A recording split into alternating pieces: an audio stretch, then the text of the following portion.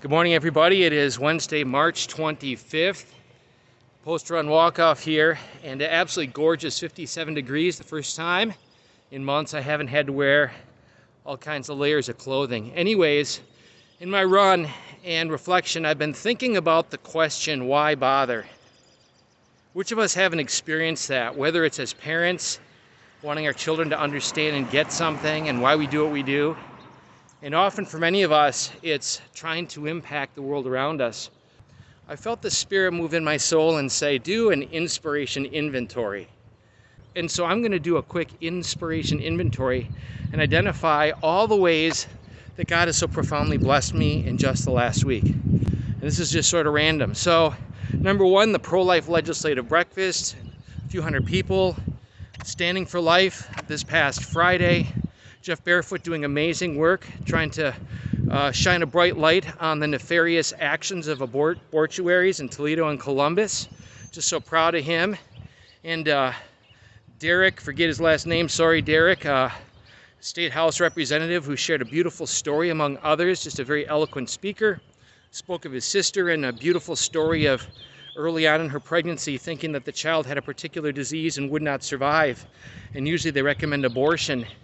And she and her husband, just prayerfully knowing God's plan, that God is the giver of life, they nurtured this child, of course, in the womb. And then months later, they discovered that there was nothing wrong. So Monica Vernote, her husband, and the beautiful little Molly, I wrote the story about that in this week's e-zine. You can check it out in the, if you will, video notes below. So those are two amazing stories.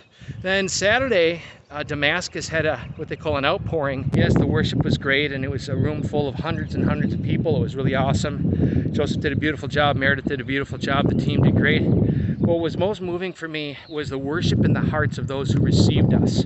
Just dozens of their team members with smiles on their face, with joy and delight. To me, that punctuated the kind of worship that this world needs to see, right? Outside the room, off the stage, not planned.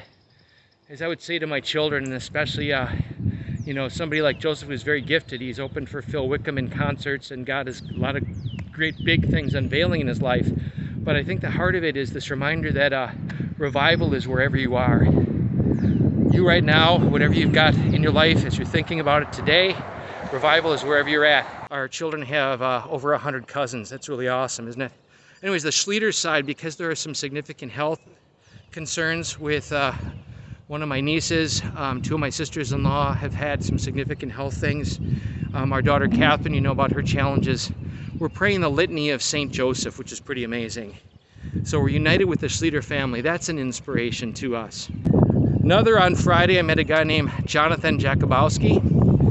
He is a founder of something called the 1776 Initiative, very plugged into the values of Hillsdale College and wanting to see a curriculum that will transform a culture, a context of forming a generation to know the roots of our republic, and not simply to be forged in understanding what it is that makes us excellent, if you will, the natural laws, participation in divine law, God's design, our Judeo-Christian fabric, but to form them in living it out. So my brother Nathan and I, who's a professor at Hillsdale, have also been discussing what we're calling the School of Statesmanship and Public Policy for adults and youth that really want to be more formed in the critical issues of this day and to be able to represent them well. So these are all just examples of inspiration. So why bother? Why not bother? Why not bother? Jesus is, if you will, bothering sent him to the cross, and it was the source of our redemption. He was abandoned by all of his friends except for one, and his mother and some women who went to the cross with him. He bothered.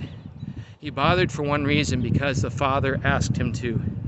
And the Father who sees all, knows all, beyond our calculation and understanding, knows that it is all for his kingdom to come on earth as it is in heaven. There's really nothing greater. There's nothing more worthy of pursuit. Thank you for bothering to watch this. Thank you for the journey. I hear the Lord saying to all of us, listen to me and trust in me, and that's the greatest reassurance that we should have, is knowing God is not just with us in it, God is in us with it. God bless you. Have a great day.